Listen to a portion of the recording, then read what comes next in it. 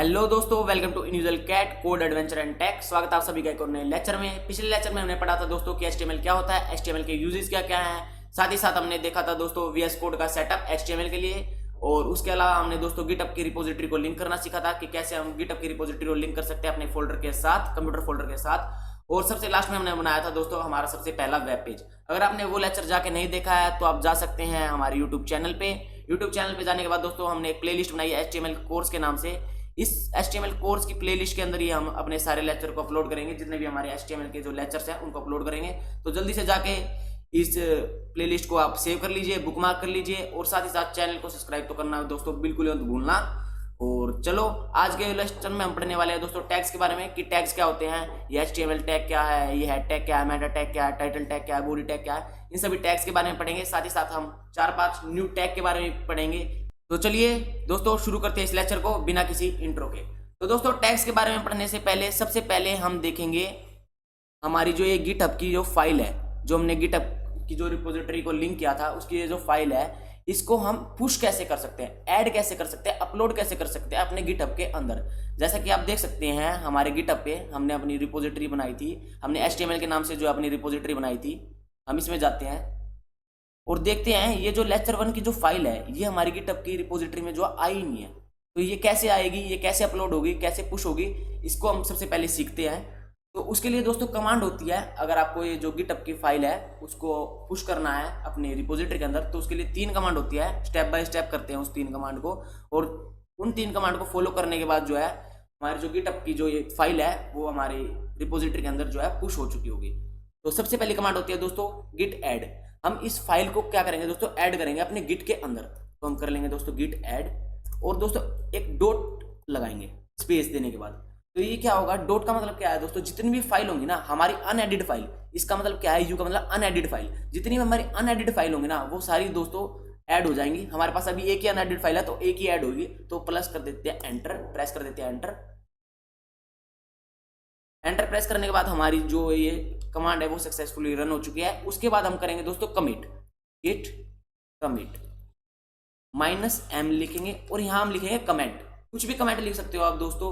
हम लिखते हैं जैसे added our first HTML file git. Press करेंगे दोस्तों एंटर को।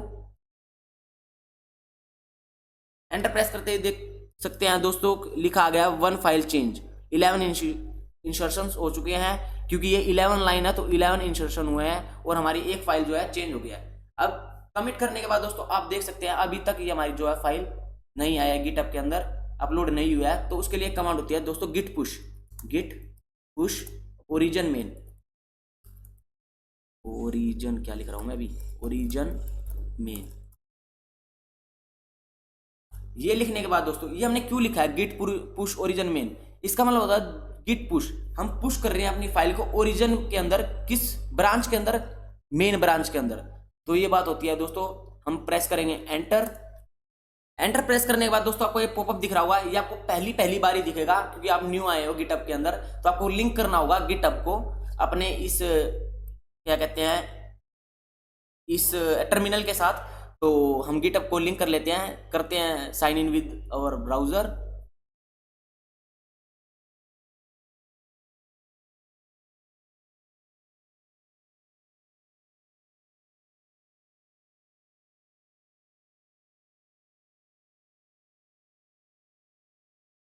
साइन इन करने के बाद दोस्तों जो हमारा ऑथेंटिकेशन है वो सक्सीड हो चुकी है।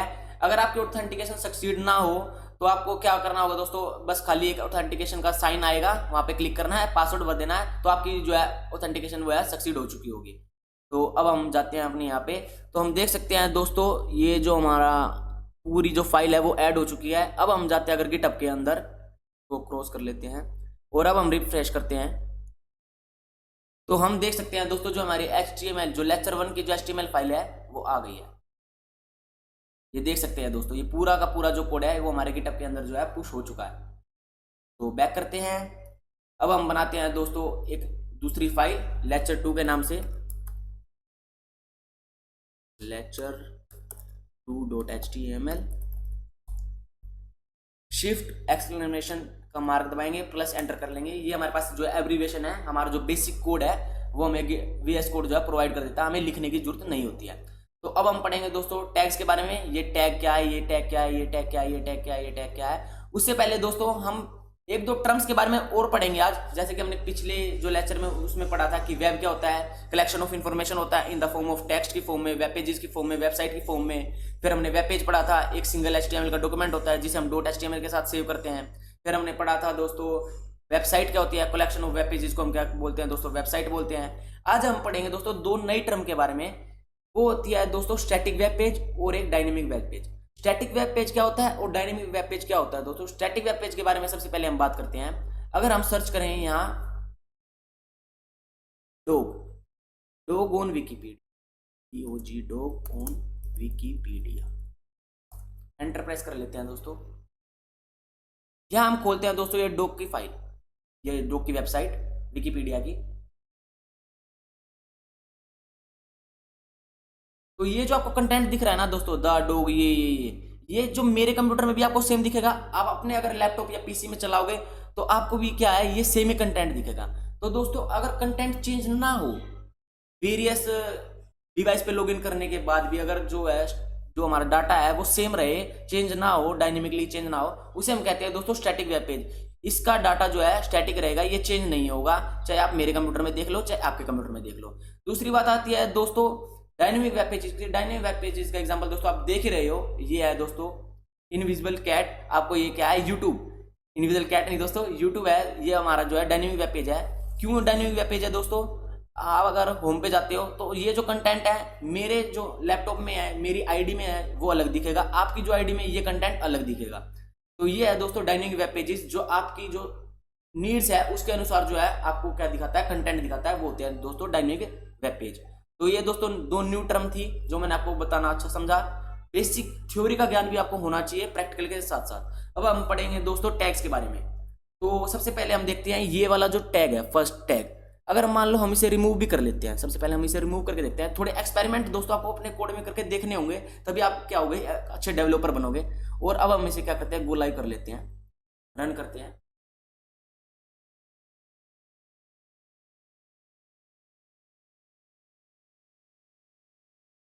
रन करने के बाद भी आप देख पा रहे हैं दोस्तों ये जो हमारा वेब पेज है वो चल रहा है। मतलब ये वेब पेज जो है शो हो रहा है। हमने इसके अंदर कुछ कंटेंट प्रोवाइड नहीं किया, वो अलग बात है, पर ये वेब पेज जो है हमें शो हो रहा है। अगर हम इसके अंदर मान लो कुछ कंटेंट लिख देते हैं और अब हम देखते हैं तो ये जो कंटेंट हमें शो हो रहा है। तो इसका फायदा क्या है, ये जो हमने ये जो टैग लगाया था यहाँ पे, ये वाला डॉक टाइप वाला, इसका फायदा क्या है। इसका फायदा ये है दोस्तों, ये हमें बताता है कि हम HTML5 के अंदर जो है इस डॉक्यूमेंट को लिख रहे हैं। HTML5 के अंदर जो है हम कोडिंग कर रहे हैं। HTML5 क्या है दोस्तों, HTML का वर्जन है, 5th वर्जन है। HTML के और भी कोई वर्जन थे, 3, 4, अब ये 5 जो है वो लेटेस्ट वर्जन है। इसका मतलब ये है दोस्तों कि हम जो HTML5 के अंदर जो है कोडिंग कर रहे हैं, जो हमारा डॉक्यूमेंट है वो HTML5 फॉलो कर रहा है डॉक्यूमेंटेशन।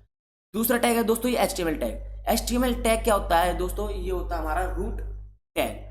इसके अंदर क्या कंटेन होता है, हेड टैग कंटेन होता है और बॉडी टैग कंटेन होता है। ये हमारा रूट टैग होता है, जितना भी हम कोड लिखेंगे वो हम HTML टैग के अंदर लिखेंगे, ठीक है। ये हमारा HTML टैग हो गया। हेड टैग क्या होता है दोस्तों, हेड टैग क्या होता है, हमारा मेटा डाटा कंटेन करता है। मेटा डाटा क्या होता है दोस्तों, मेटा डाटा हमें वैसे तो वेबसाइट पे शो नहीं होगा, आप अगर देखें तो हमें ये डाटा शो हो रहा है, आपको ये चीज, ये लाइन जो है ये शो नहीं हो रही है, ये लाइन शो नहीं हो रहा है। तो मेटा डाटा का मतलब सिंपली क्या बताऊं मैं आपको, अगर हम सर्च करते हैं, एक सेकेंड, वो डॉग ही सर्च कर लेते हैं, डॉग, तो आपको ये लाइन दिख रही है ना, वेब पेज के बारे में कुछ बता रही है। ये 2-3 लाइन है, ये हमारा क्या है, मेटा डाटा है। हम क्या करते हैं, इसे हेड टैग के अंदर लिखते हैं इस मेटा डाटा को। तो ये हमारा जो है वेब पेज के साथ साथ क्या होता है, शो होता है, वेबसाइट के हमारे साथ साथ क्या होता है, शो होता है। टाइटल क्या है दोस्तों, ये हमारे जो पेज है, वेब पेज है, उसको टाइटल प्रोवाइड करता है। जैसा आप देख सकते हैं हमारे इस वेब पेज का टाइटल क्या है दोस्तों, डॉक्यूमेंट। अगर हम मान लो इस वेब पेज के टाइटल को चेंज कर लें, लिख लें यहाँ पे हमारा लेक्चर 2 लिख लेते हैं, और अब हम देखते हैं तो ये क्या आ गया दोस्तों, लेक्चर 2 आ गया। ये हमारे जो वेब पेज है दोस्तों उसको टाइटल प्रोवाइड करता है, टाइटल टैग। अब नेक्स्ट टैग आ गया हमारा बॉडी टैग। जितना भी कंटेंट होगा ना दोस्तों, जितना भी कंटेंट आप शो कराना चाहते हैं UI के अंदर, ये जो हमारे UI है, ये चीज, ये पूरा, इसके अंदर जितना भी आप कंटेंट शो कराना चाहते हैं ना, जो कुछ भी शो कराना चाहते हैं वो आपको लिखना होगा दोस्तों बॉडी टैग के अंदर। जैसे कि आप मान लो और भी कंटेंट शो करवाना चाहते हैं, या आप एक पैराग्राफ लिखना चाहते हैं, और अब आप देखते हैं तो ये जितना भी कंटेंट है दोस्तों ये हमारा क्या है इस वेब पेज के अंदर शो होगा और इसे हम किसके अंदर लिखेंगे, बॉडी टैग के अंदर लिखेंगे। ये थे हमारे दोस्तों बेसिक टैग। तो अब हम चलते हैं और डेफिनेशन के अंदर। अब हमने बात तो कर ली, ये टैग होता है, ये टैग होता है, ये टैग होता है। अब हम समझते हैं कि टैग असल में होता क्या है, टैग का मतलब क्या है।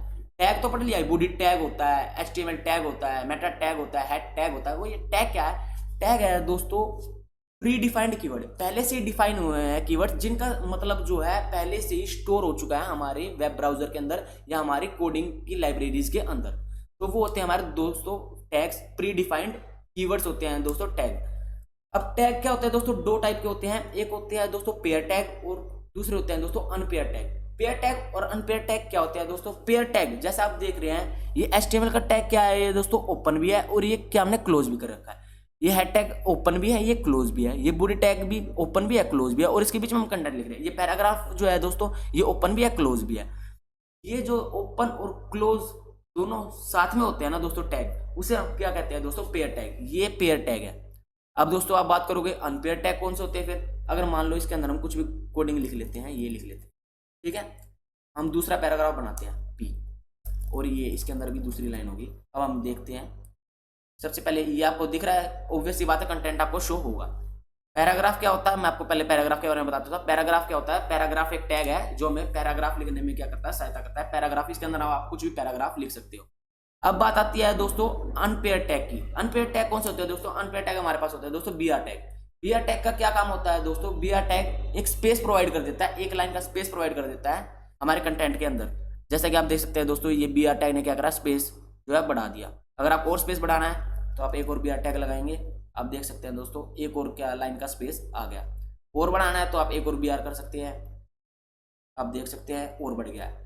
अब बात आती है दोस्तों अनपेयर टैग कौन से होते हैं, जिनके साथ कोई भी क्लोजिंग टैग नहीं होता। आप देख रहे हैं दोस्तों ये BR टैग जो है अकेला है, इसके साथ कोई क्लोजिंग टैग नहीं है, तो इसे हम कहते हैं दोस्तों अनपेयर टैग। अनपेयर टैग का हमारे पास एक और एग्जांपल है दोस्तों HR क्या करता है दोस्तों, एक हॉरिजॉन्टल लाइन जो है वो प्रोवाइड कर देता है हमारे वेब पेज पे। ये देख सकते हैं दोस्तों आप, एक हॉरिजॉन्टल जो है लाइन प्रोवाइड हो गए हैं। आगे आगे हम और भी देखेंगे, पेयर टैग भी देखेंगे और अनपेयर टैग्स भी देखेंगे, पर आपको एक बेसिक पता चल गया पेयर टैग क्या होता है, जो ओपन और क्लोज बोथ फॉर्मेट में होते हैं। अनपेयर टैग कौन से होते हैं, जो खाली एक ओपन टैग होते हैं, उनका कोई क्लोजिंग टैग नहीं होता।